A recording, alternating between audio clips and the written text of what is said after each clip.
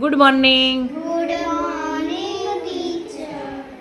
ધોરણ 2 1 થી 100 સુધીના અંકોનું મૂલ્યાંકન 5-5ના જૂથમાં કરવાનું છે. ચલો બેટા 82.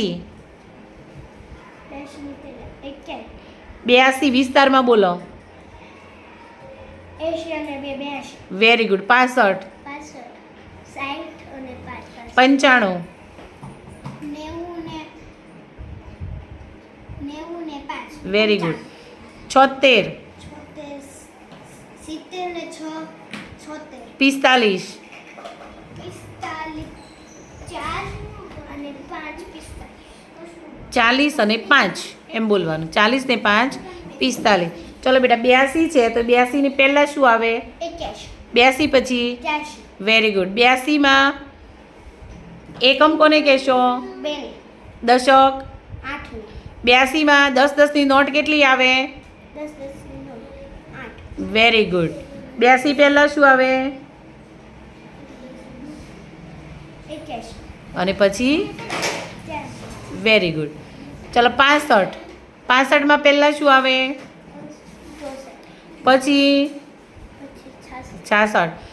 એમાં એકમ કોને કહેશો? 65માં 5 અને દશક 6.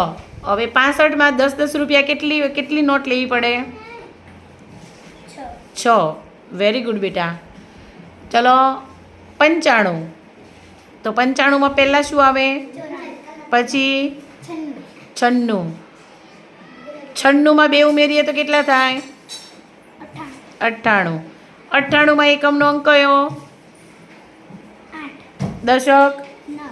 9. 98માં કેટલા ઉમેરીએ તો 100 થાય? 2. Very good.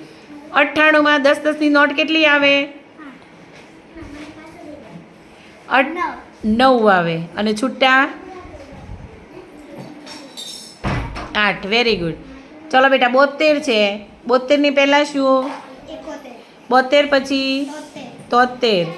72માં એકમનો અંક 2. દશકનો અંક. 7. હવે 72માં 10-10 ની નોટ કેટલી આવે? 7. Very good. ચલો ક્રિશાબેન ગભરાવાનું નહીં, શાંતિથી જવાબ આપવાનો. ચલો 45 છે તો 45 ની પહેલાં 45 ની પહેલાં 44. 45 ની પછી 46. Very good. હવે 45 છે તો 45માં એકમ કોને કહીશું? 5 ને દશક કોને કહીશું? કોને કહીશું? 4 ને. Very good. 45 છે તો એમાં 10-10 ની નોટ કેટલી આવે? 5 આવે કે 4 આવે? 45 છે તો એમાં 10-10 ની નોટ કેટલી આવે? 4 આવે. જો આપણને ગણતરી સાચી ન આવડે તો આપણે કોઈ પણ ધંધો કરીએ ને તો ખોટ જાય. શું થાય? ખોટ જાય. ઓછા પૈસા દેવાના હોય અને તમે જો અત્યારે બોલ્યા ને કે 45માં 10-10 કેટલી વાર આવે? 45માં 10-10 કેટલી વાર આવે? 45 હા 4. 4 વાર. આની પહેલાં તમે બોલ્યા ને કે 5 તો તમારે ખોટ જાય કે નફો થાય? ખોટ જાય ને. હા, એટલે સંખ્યાનું સાચું જ્ઞાન હોવું જરૂરી છે. કારણ કે સંખ્યાનો ઉપયોગ આપણે ક્યાં કરવાનો છે? વ્યવહારમાં. વ્યવહારમાં એટલે લેવડ દેવડમાં.